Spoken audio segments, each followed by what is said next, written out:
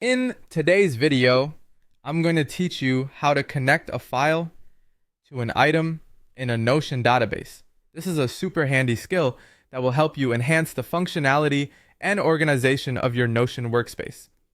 So let's get started. First, we're going to add a Files and Media property to your existing database. This property will act as the dedicated space where your files will reside. To do this, open your Notion workspace and navigate to the database where you want to link your files. You need to click on the plus button at the top right corner of your database and choose Property Type.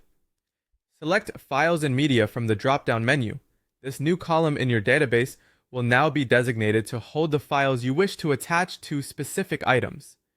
With your Files and Media property set up, the next step is to link a file to a specific item in your database. Find the empty cell under your newly created Files and Media column corresponding to an item.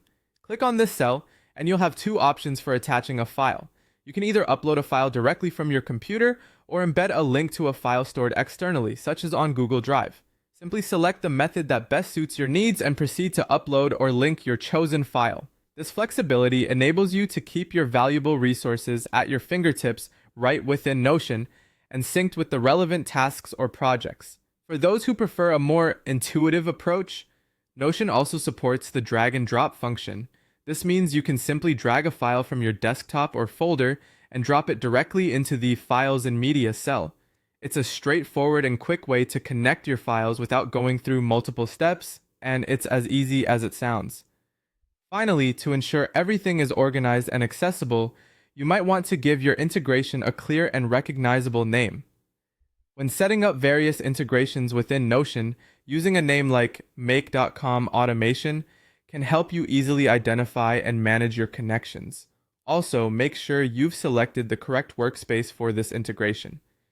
After checking these details, go ahead and click Submit to finalize the process. And there you have it, a seamless way to connect files to items within your Notion database.